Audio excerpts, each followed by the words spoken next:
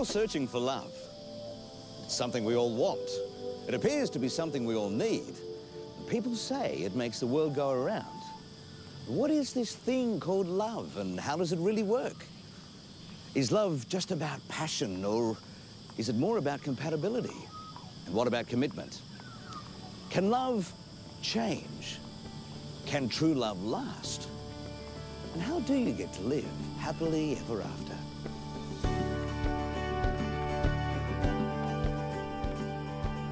I guess it's distorted from what it's supposed to be. Often it's not a thing that you go, oh, this is love, but it's more like these are the actions of love in today's society. So, and I think a lot of people have different opinions on what those actions are. It's action words, things of honesty, things of just really thinking about the other person. It's selflessness. Love is completely just being selfless and totally just for that other person. I would describe love as something everybody wants and craves. No matter who you are, no matter how hard you are, you always want love.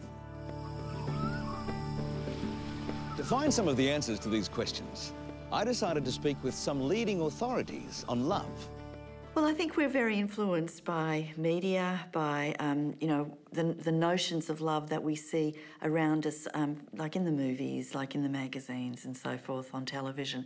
So I think that there's this sense that it has to be highly romantic, strong sexual attraction, and kind of that we're in sync with each other all of the time. I love that you when that happens. So, if our ideas of love are shaped by similar cultural influences, do we end up with the same beliefs about love? Do we all experience love in the same way? Dr. Robert Sternberg is professor of psychology at Tufts University in Boston, USA. From almost the time we're born, we're exposed to varying stories about love through our parents' relationship, through the relationships of the parents of other children we know, through TV, movies, books, other media. And these stories interact with our personalities to produce within us a sort of hierarchy of stories that we conceive as being what love is.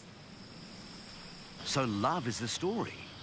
But what happens if two people fall in love and have different stories? One person may decide that love is like a fairy tale.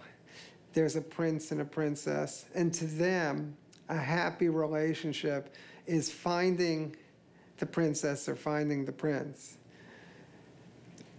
Another couple, though, might have a business story. A business story is a very different one. It's where they say, oh, you know, the fairy tales are for fairy tales. A relationship is about having a house and a home and making money and maybe having a gardener and being financially stable and secure. So those two people would have a story that love is more like running a business. Or there are some people who have less positive stories, a horror story. A horror story is where there's a terrorizer and a victim, and each seeks the other out, one to terrorize, the other to be a victim. Now, everybody has a hierarchy of stories. So, for example, you might have a garden story at the top. A garden story is where you say, love is like a garden, you have to keep watering it and feeding it sunlight for it to exist. If the other person has a profile of stories that's fairly similar to yours, the relationship is more likely to work. So if I have a fairy tale story and my wife Karen has a fairy tale story, that's probably a good sign. But if I have a fairy tale story and she were to have a business story, it would be hard to make the relationship work because we both say we love each other, but we mean different things by love. So it's usually productive. Our research shows that couples are happier when they have more similar profiles of stories.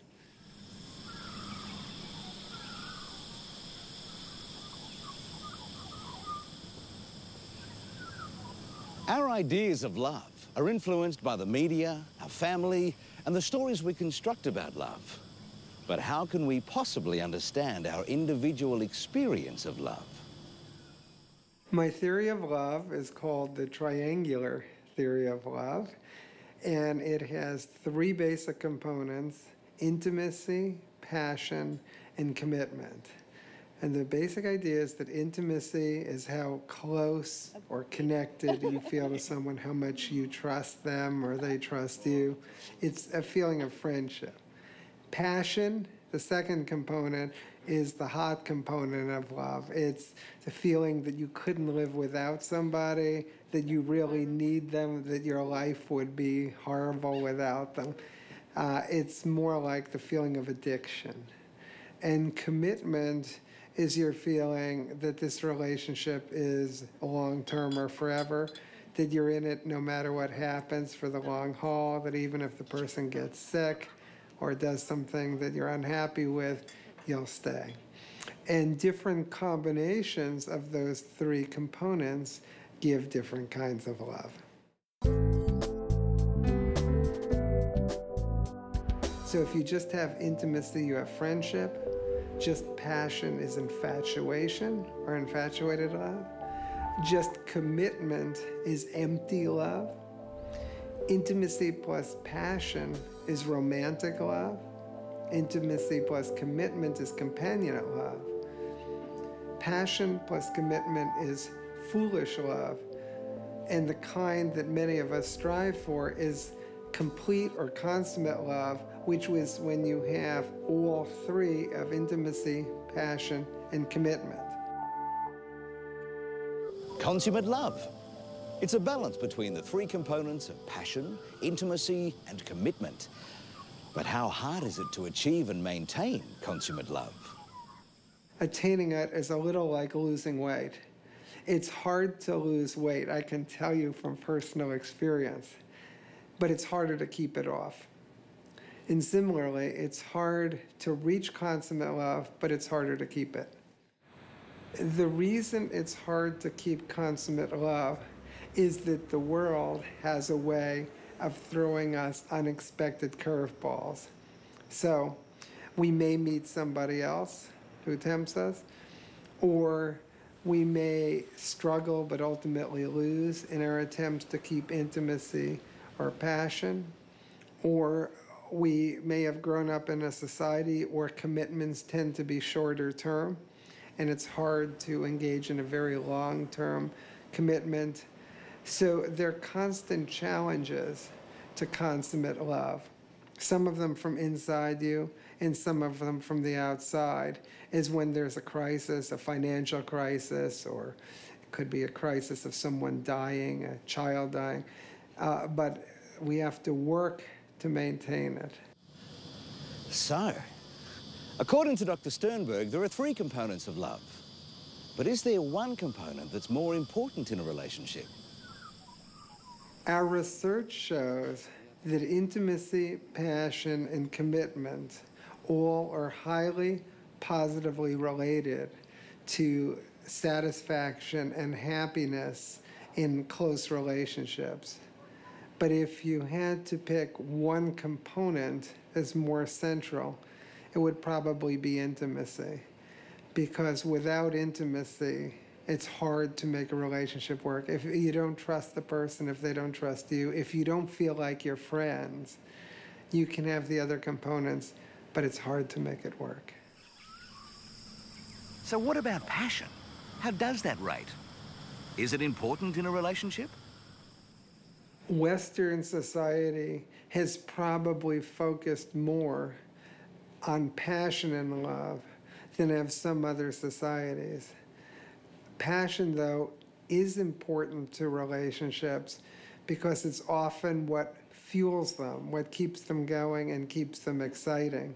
And part of the challenge of a long-term relationship is to keep that passion going, because the normal tendency is that as things become more predictable and routine and sort of life gives way from being a very exciting beginning of a relationship to more the middle, the passion sometimes dies. So creating excitement, creating change, creating new shared interests are important for sustaining passion. Okay. So we've talked about the importance of intimacy and passion in a relationship. But what about commitment? Is it really that important? I spoke with Dr. Pat Nola from the University of Queensland about the role and importance of commitment in a relationship. One of the things about commitment is it keeps us going through the tough times. So there may be times when we think, oh, what am I doing here? This is too hard. But because I've committed myself, then I'm more prepared to try and work that through. Whereas if I have not committed myself, I'm not committed in a real way. I mean, I can say I'm committed, but if I'm not really committed, then I might say I'm out of here. And that, I think, is one of the things that's going on in our culture, that people say, oh, this is too hard, I'm out of here, rather than going through the process of making it better. Certainly when you first meet someone, there is often a very strong attraction that brings you together in the first place. And let's call that romantic love. And that's a great thing because that's what gets people together. But what we need to understand is that that's just the sort of the initial attraction. And what we need to be able to do is to convert that romantic love into a sustainable partnership.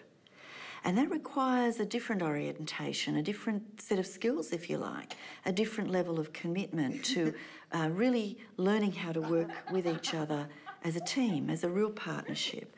And of course, that fundamental to that partnership is that romantic love that brought you together in the first place. Ideally, it also has other components such as shared values and even friendship. You know, just wanting to hang out with each other is a very important part of it that may not be associated with love as such, but is a component or a set of things that, part of a set of things that makes up what forms the foundation of a strong partnership. That's what's often missing, I think, these days. You know, we get the romantic love bit and we think we like that, of course, and then we end up living together or even getting married or even having children together without having actually formed a partnership. We're really still there as an individual, looking out for ourselves. And so when the going gets tough, you know, we haven't actually formed the partnership that's going to last the distance. So, you know, partnership means things like looking out for each other, not just for yourself, being able to put your own needs aside sometimes for the sake of the other person. Not all of the time, and hopefully you're both doing it in a reciprocal way. But certainly it's not just about two people separately living under the same roof.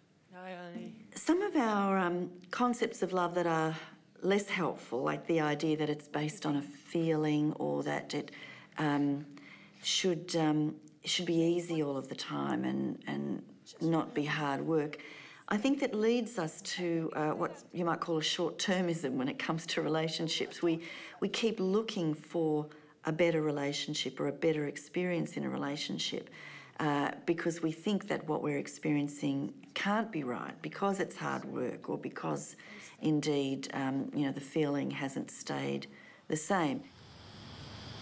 Love is hard work. Something that requires time, energy and effort. I asked Dr. Sternberg whatever happened to the idea of just falling in love. We speak of falling in love, and probably the reason we do that is because the passion component can dominate. So when you suddenly feel passion, it can be like a swooning feeling that all of a sudden, where did the floor go? You know, I'm falling through it. So it's not actually a bad term for the passion component, but for the intimacy or commitment components, probably growing in love would be a better term.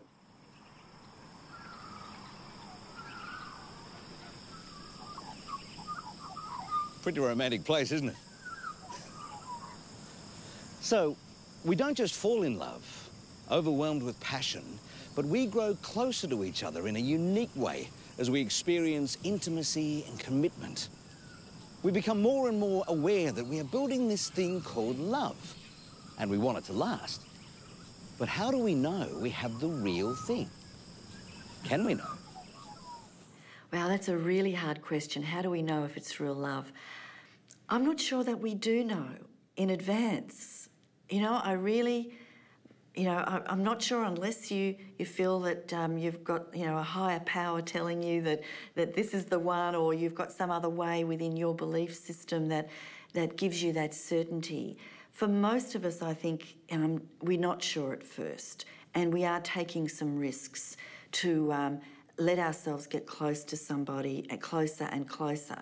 But I think as you go, as you do that, as you learn to trust somebody else, and if you've got your radar switched on for signals that tell you, well, it is safer to go further, that this person is reciprocating, that they are behaving in ways that are trustworthy, that are reliable, that help me to feel safe, and that they're letting me into their life, then I think you've got something you can start to progress with. I think finding out when you're in love is a bit difficult because, well, particularly for us, because we were best friends before we got together as a couple. So I think it was when we just felt that we were completely comfortable with each other, in each other's company. We were just completely comfortable. There was no issues with, oh, what if he thinks that I don't know, if I act this way, it might cause some issue, or whatever we did was completely comfortable with each other. So it's a bit hard to define when we both kind of really knew we were in love. There are ideas we have that can interfere with long-term relationships. One is that the same kind of excitement and romance that we have early in a relationship should continue for the long term. Some people begin to lose interest once the initial excitement wears off. And if you watch a lot of Hollywood movies, you're especially susceptible to this notion that that initial excitement will last forever. Usually it doesn't. So I think that can be a killer of relationships. A second thing that can be a killer of relationships is the idea that the relationship will take care of itself. Relationships are something we need to take care of. Often as life goes on, once we feel like we have the relationship, that it's stabilized, we start devoting our attention to other things. Our work, could be kids, could be charitable organizations or whatever.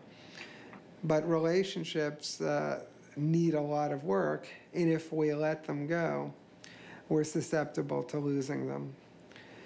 A third idea that I think can be counterproductive in relationships is the idea that we both need to be the same in all our beliefs or all our interests, that if we disagree about things, sometimes crucial things, then there must be something wrong. In fact, in successful relationships, people often have differing views.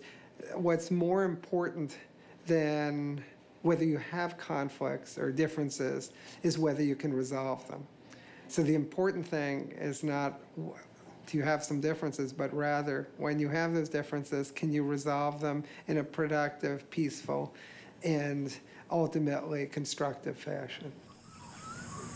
When you look at any city, you can see that it changes over time. But does love change over time?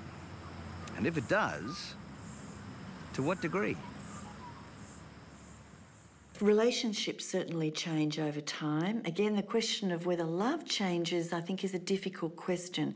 I mean, the easiest answer is to say yes, it does, because it certainly appears to, or it feels like it does. But I think, you know, many couples that have been together for a long time would say that in fact their love has stayed the same. It's just the nature of their engagement with each other, their degree of comfort with each other, or their tolerance of differences comes and goes, or their sexual libido comes and goes. So there's all of that changes. So whether that's love changing or not, you know, I'm not really expert to be able to comment on. I would think, however, we need to understand that change is a very important concept to to encompass when you're looking at a sustainable partnership in the long term. You've got to be able to allow the relationship to change according to the needs of the two people. There was probably two main points in time where we had a lot of change. One's the obvious one when the kids came along. Everything changes and takes a lot of adjustment, and then, you know, after a period of time, you get back and you figure out what your normal is. But the other time as well is we went to live overseas, and, you know, moving into another country, everything changes so rapidly. You find that you depend on each other so much more. Oh, I think describing the love that we share is a very difficult question. Oh, I don't know. It's very hard to put it into words. It's like a blossom in the meadow on a dewy morning. No, it's very hard to describe love, I think. I think in general terms it's hard to describe love because you've got that whole exciting new aspect of love, but then you've got the comfortable, I feel completely comfortable and I trust my husband, and like you've got that aspect of love, which isn't the whole, oh, I'm in love kind of feeling, but it's just the feeling of complete and utter trust and comfort and in your relationship. So it's a very hard one to describe.